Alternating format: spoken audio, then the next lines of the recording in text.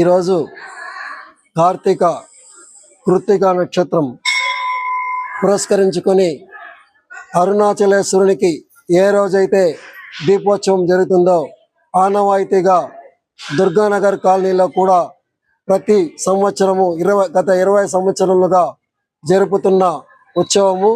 ఈ ఉత్సవం వల్ల ఏదైతే మనము దీపాన్ని వెలిగిస్తామో ఈ దీపం వాళ్ళ మనసులో ఉండే అన్ని చెడులన్నీ తొలగించి వాళ్ళని వెలుగు మార్గంలో తీసుకుపోయేదానికే ఈ దీపం పెట్టేది.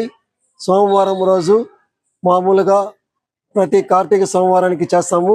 ఈ రోజు కృత్తిక కాబట్టి ఉపవాసం ఉండి ఈ అఖండ దీపాన్ని వెలిగించి దుర్గానగర్ ప్రజల అందరి కుటుంబాల్లో కూడా ప్రశాంతత కలగాలని, వాళ్ళ కుటుంబాలకు వెలుగునివ్వాలని ప్రార్థిస్తూ అఖండ దీపాన్ని ఆలయం గోపురం నందు వెలిగించడమైనది. సనాతన ఆచారాన్ని ప్రకారము కార్తీక మాసంలో ఈ కార్తీక పౌర్ణమి రోజు కృత్తిక రోజు కార్తీక దీపాన్ని వెలిగించడం అనేటువంటిది ఆనవాయితీగా ఉంది. సుమారు 4-5 దశాబ్దాలుగా కూడా గ్రామాల్లో కానీ పట్టణాల్లో కానీ కొండల మీద దీపాలు వెలిగించడం, కొండల మీద ఉన్నటువంటి దేవాలయాల పైన దీపాలు వెలిగించడం అనేటువంటిది ఒక ఆనవాయితీగాను, ఆ మరుసటి రోజు ఇళ్ల దగ్గర దీపాలు వెలిగించడం అనేది వస్తూ ఉంది.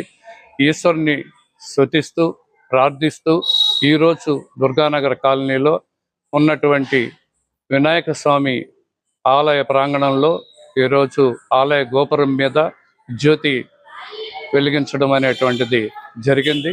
ఇక్కడ ఉన్నటువంటి కాలనీలో ఉన్నటువంటి ప్రజలందరూ, ముఖ్యంగా మహిళలందరూ వచ్చి ఇక్కడ ఆలయ ప్రాంగణంలో దీపాలు వెలిగించి దేవుని ప్రార్థించి ఈ దీపోత్సవాన్ని బాగా చేసుకున్నారు.